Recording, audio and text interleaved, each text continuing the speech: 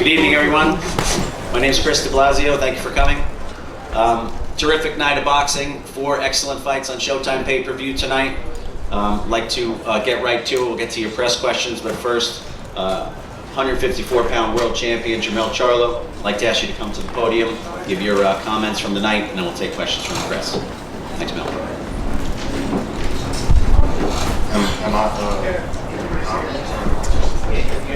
Your assessment of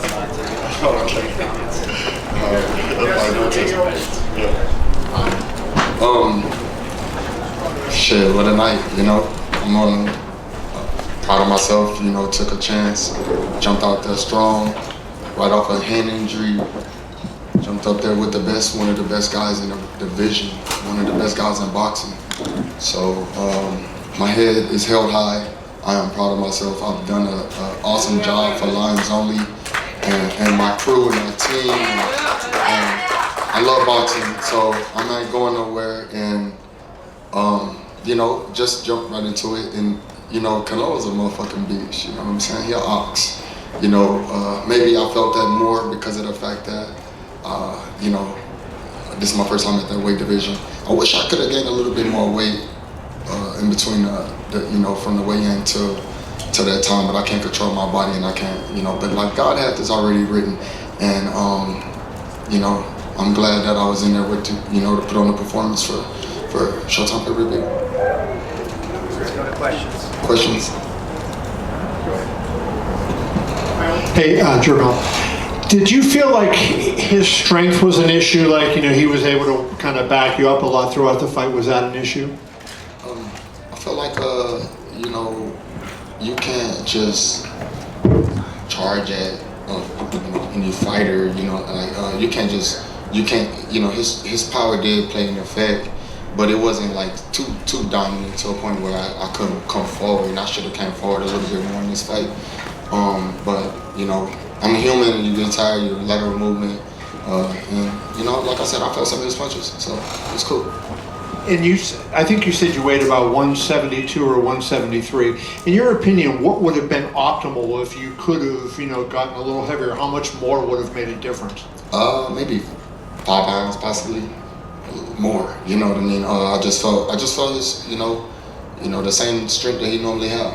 You know, like what we usually see.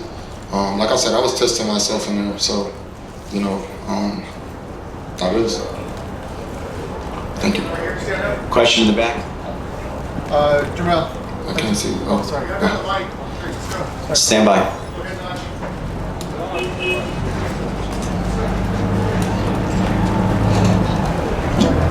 Yo, Mel, what's up, brother? Congratulations on just, you know, being a part of this big event. In the 7th round, you got hit with a big shot, and you didn't initially go down. It looked like you took a knee. I kind of wanted to know what, in that moment, like, was it, you know, you got stung and you trying to clear your head? What happened in that moment for you? Yeah, you know, like, that was like my true first time, like, you know, feeling, you know, like a woozy shot, you know what I mean? Like, I'm the one always giving them. And so, yeah, I knew best. I watched boxing and been a part of it so long that, you know, if I would have just jumped out there, I'd have kind of embarrassed myself. So, you know, or shit could have been different, but I was smart enough to regroup, recover, and I recovered really fast. Probably could have stayed up or whatever, but I'd have just been fighting, trying to clear my head and still getting headshots. Were you really hurt in that moment? You came back and you threw a hook right after that seemed to land pretty good. You feel like you were still in the moment, like you were fine after that moment? Correct. Yeah, I was good. You know, I get back up for nothing. I got my eyes back up. You know, get back up and continue to fight.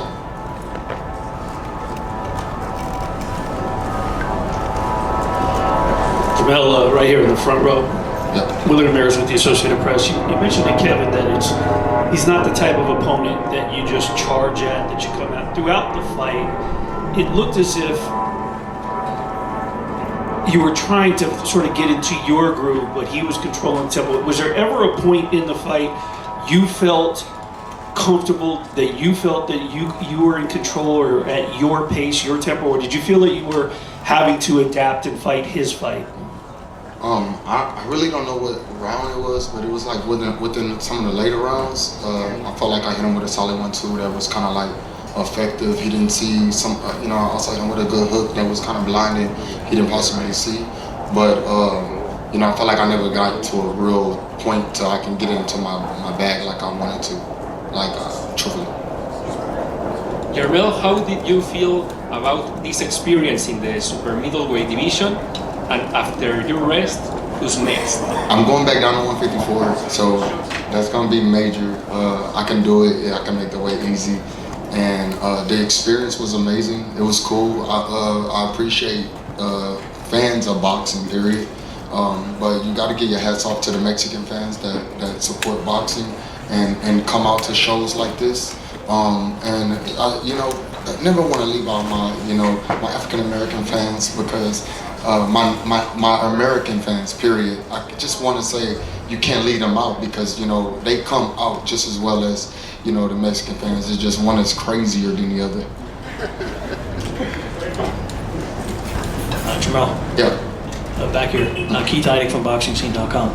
Jermell, at the higher weight that you were tonight, did you feel sluggish or anything, or how did you feel when you were moving around the ring? A little tad bit. I'm used to moving around much lighter, of course, but it was fine. I moved around. I was just trying to follow my game plan of my coaches, and a part of that was really coming forward, but moving around was a part of the game plan too. But I didn't, I felt the weight, of course.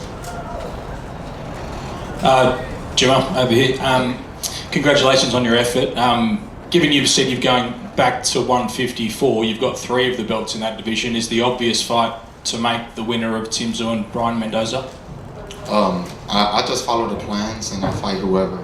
Obviously, we can see. It's about being great, and I'm already a legend in boxing. Hopefully y'all put me in the Hall of Fame. I don't know who the hell controls that, but I deserve it. And possibly I'll come back to 154, or I'll just listen to my coaches, let them tell me what to do next, and I'm on it. Would you like to become undisputed again though at 154? Of course, but it's about fighting the best fights and making the most money at this point in my life and career. So fighting, Brian Mendoza or Tszyu, who got an Australian fan base, it's just not as satisfying to me sometimes. But like I said, I listen to my coaches, follow the plans of my management, and go from there. Jermell, Ernesto Amador from No Puedes Jugar Boxeo, and the same question please for Johan Guzman. You mentioned that you can beat Canelo, that you are ready to beat his skills. Canelo's skills surprise you? Because Canelo mentioned it's different when you talk about me, but in the ring it's gonna be different. So Canelo's skills surprise you? Personally, I don't want to say it surprised me. He showed his attention span was a lot thicker in the ring than it seems. I don't speak Spanish, so I don't know that game plan. But just watching his skills in the ring with me, I felt like I could have did a lot more than I did. So I've seen it before. I've been in the ring with a lot of different fighters, and I've seen people with, I've seen skills, and he has some great skills in the ring. You got to give it to him. I don't even know when the last time I even talked about his skills. Like, that's just something that he needed to motivate himself. Be it. We're here to fight, and I got in there to fight. It's as simple as that. So skills, everybody. If you at the top and you're pound for pound, and you're one of the best fighters in the world, you gotta have some type of skills. So did I not believe in his skills? Shit, I don't know when I didn't believe in his skills. I don't care about that. I don't believe in nobody's skills. I think I'm the best fighter in the world. I still think that right now. So I'm cool. I'm cool with that. Hey, Jermell, right here. Mm-hmm. Dan Rayfield. How you doing? I'm good, thank you. I wondered. It seemed like you obviously got behind in the hole early. No doubt about that. So I wonder at what point in the fight did you realize this is not going how I wanted it to go, and at some point I'm going to have to radically change the plan and maybe try to sell out a little bit or whatever, because it never really seemed to happen. Yeah, it didn't, and it sucks. In the second round, Coach Derek let me know you know, like I slipped up on that round and I lost the second round, and I was like, damn. So I just never got to a point where I can make the fight more to a point where they could put a little bit of pressure on his team, a little bit more pressure on him as well.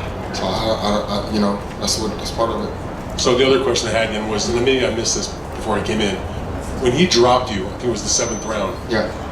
What kind of power did he have, and did that make you reticent to try to sell out the rest of the fight because you might get caught with something huge coming back? Nah, I don't know what you mean by sell out. Just like go for it, you know, not wildly and recklessly, but you know, just go and do what you can do and try to really just pick up the pace. No sellout period whatsoever. It was just about continuing to just fight the way you fight and try to optimize everything that the coaches say and hurry up and get it done. And so it was a flash. It was like a shot I didn't see, you know. And I regrouped myself. I gave myself a chance to regroup, but I thought like, okay, now we got to go back and win the next few rounds because I know when you know it's an 18 round. Thank you. Jermell, over here. I came from Muhammad Mubarak with EURweb.com. Hello, Mom. Throughout the fight, it seemed to be a habit that he had of putting you in a headlock and trying to get rough with you. Did it bother you anytime? Any of those tactics? No, not at all. I don't think so. Nothing. I do remember the headlock a few times. Matter of fact, every time I kind of got in that position, I felt that, you know, he's a clever fighter. Do you think that maybe if you were a little more aggressive throughout the fight, I could steal that from him in the future? What do you think that you could have been more aggressive than you were throughout the fight? I could have, yeah. I could have been more aggressive, honestly. Jermell, to your right. Yeah. Francisco Salazar, Ring Magazine.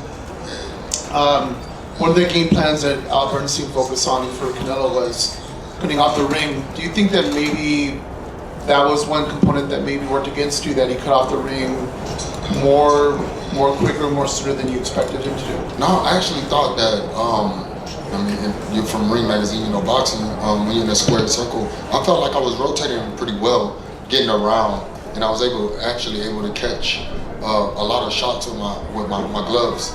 So I did rotate well. It was just about, you know, my attack when it came down to after I rotated and got out of the shot, you know, or blocked the shot. My return was my issue, and in my aggressiveness of going forward. Thank you. Yeah. Time for just two more, then we'll let Jermell. Jermell Charlo. Steve Cudeno, Carolina Sportsman. Congratulations on a great performance, great effort. Could you clarify what's going on with the WBO? I know you were going to be undisputed for this fight. They said they were going to ship you afterwards. Just what's going on? Is the WBO in the room at all? Is there any representative for the WBO? They're not going to say it. I mean, they have to, right? I mean, this is a big fight. This is, I don't know, truthfully, you know, I would like to talk with somebody from the WBO and see what kind of issues they can resolve. I don't know if they already made their decision or whatever they made, but you know, that was already taken from the beginning before the fight, you know, and that sucks. You know, part of life and a part of I gotta just continue to roll with the punches, but you know, Jermell Charlo never get the fair end of the stick. I gotta go and fight for mine, but you know, I believe that moving up to two-weight classes to fight for Undisputed and continue to stay active. You know, of course, I wasn't active for a year because I was off with a hand injury, and you know, from the moment that my hand got injured, the fight got canceled, whatever happened, the WBO sent me letters, from like 30 letters, and had me going back and forth to the doctor randomly, just having to prove to them that MRIs and CAT scans and CT scans and X-rays and any time that they wanted to. They must really, you know, like got a relationship with the people in Australia. So, and that's okay with me. And I just gotta continue to be a champion and continue to fight and you know, bars none. Put my heart on the line every time I get in there. Jermell. Oh. Lance Buckner, ppv.com. I wanted to ask you, I know you talked about this in the ring, Terrence Crawford, does that make all the sense in the world for your next fight? Yeah, you know, Terrence Crawford could be on the radar. I think he already probably been on Twitter, you know, like lip wrestling with the internet, just to get some clout, some fans, and it's fine, you know. But you know, he's a champion.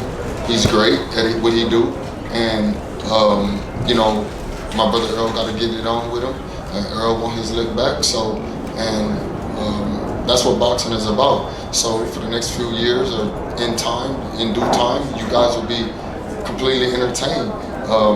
And maybe I'll talk a little bit more shit, because that's what y'all want from me. Because Terrence Crawford is talking shit, so they're gonna bring out a different animal in me, but I don't know which animal.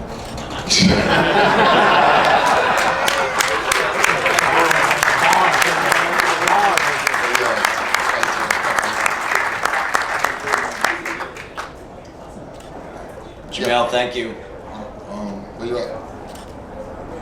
Back here. Thank you very much. Terrific promotion. Appreciate all your hard work. Hey, shout out to Floyd. He came in, showed me some love. You know, I gotta let y'all see the great, you know, come around to y'all. Floyd Mayweather.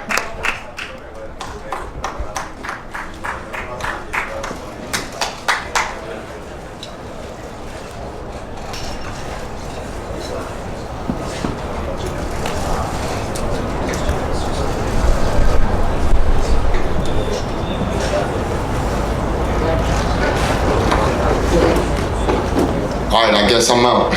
Lies only for life.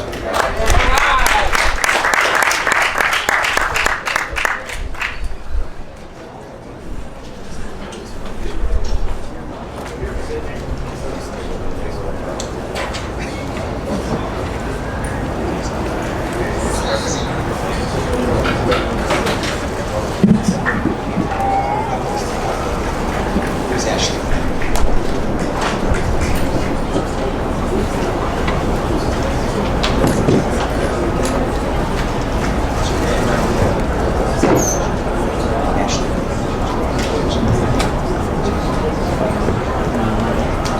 Yes.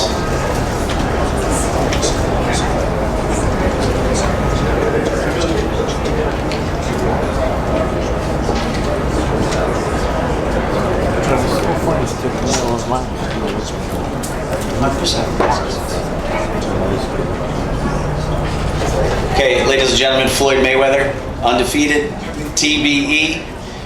I'd like you to take to the podium.